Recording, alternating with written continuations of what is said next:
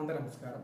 ఏపీలో తల్లికి వందనకు సంబంధించినటువంటి తాజా సమాచారం అయితే ఇప్పుడిప్పుడే వచ్చిందనమాట. అయితే దీనిపైన కొన్ని నిర్ణయాలు తీసుకువస్తుంది ప్రభుత్వం. కొత్త నిర్ణయంతో ఏమైనా కోత విధించే అవకాశం ఉందా ఏమిటా అని తెలుసుకుందాం. దీంతో పాటుగా కొన్ని అర్హతలు కూడా ఖరారు చేయడం జరిగింది. అంటే అర్హతలు అనమాట, పలానా రూల్స్ పరంగా.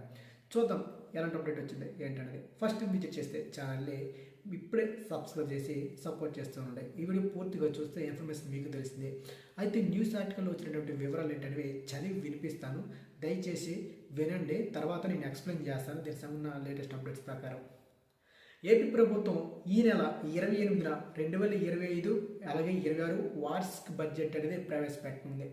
ఈ నెల 23 నుంచి అసెంబ్లీ బడ్జెట్ సమావేశాలు ప్రారంభం కానున్నాయి. బడ్జెట్ కసరత్తులో భాగంగా అధికారులతో ముఖ్యమంత్రి చంద్రబాబు కీలక సమావేశం నిర్వహించారు. ప్రాధాన్యతలు నిర్దేశించారు. ముఖ్యంగా సూపర్ 6 పథకాలు అమలుకు నిధులపైన సూచనలు చేశారు. అందులో భాగంగా తల్లికి వందనం, రైతులకు అమలు చేయాల్సిన అన్నదాత సుఖీభవ, మహిళలకు ఉచిత బస్సు ప్రయాణం, ఈ దిశగా నిర్ణయాలు తీసుకోబోతున్నారట.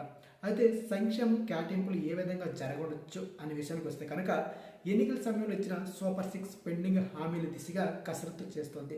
రానున్న ఏప్రిల్ 1 నుంచి ప్రారంభం కానున్న కొత్త ఆర్థిక సంవత్సరంలో పథకాలు అమలుకు నిర్ణయించారట. ఇప్పటికే అన్నదాత సుఖీభవ పథకం మీద మే నెల నుంచి 3 విడతల్లో చెల్లించేలా నిర్ణయం తీసుకోబోతున్నారు. ఇందుకోసం పీఎం కిసాన్ పథకం తరహాలో అమలు చేసేలా కార్యాచరణ సిద్ధం చేస్తున్నారు. ఇక మహిళలకు ఉచిత బస్సు ప్రయాణం పైన ఒక నిర్ణయానికి వచ్చారట.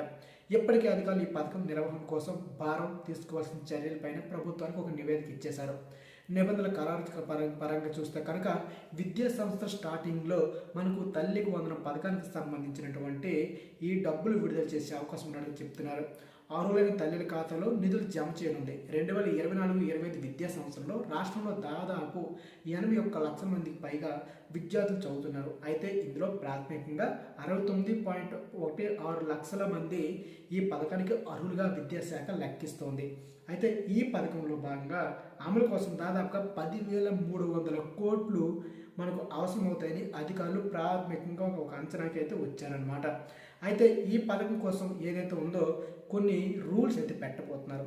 అంటే ఇదివరకు మనకు సూపర్ 6లో భాగంగా ఏ పథకాలు ఉన్నాయో, అంటే ఇదివరకు వైఎస్ఆర్ సర్కార్ కొన్ని రూల్స్ పెట్టింది కదా, 6 స్టెప్ వెరిఫికేషన్ భాగంగా అలాగా కొన్ని పథకాలు అర్హతలు పెట్టబోతున్నారు. అవి ఏంట అనే విషయానికి వస్తే కనుక తల్లికి వందనం పథకం అమలు కోసం విద్యార్థులకు 75% హాజరు పర్సంటేజ్ ఉండాలి. అటు పథకాలు ఇటు అభివృద్ధి కార్యక్రమాలను సమన్వయం చేసుకుంటూ బడ్జెట్ కేటాయింపులు చేయడం సర్కారుకు సవాలుగా మారింది. అయితే ఈ సవాళ్లు అధిగమించాల్సిన అంశాలపైన అధికారులకు సీఎం చంద్రబాబు దిశానిర్దేశం చేశారు. దీంతో మహిళలు, రైతులకు ఇచ్చిన హామీలు, ఈ బడ్జెట్లో చేసే కేటాయింపులు ఏంటనేది ఇప్పుడు ఆసక్తికరంగా మారింది.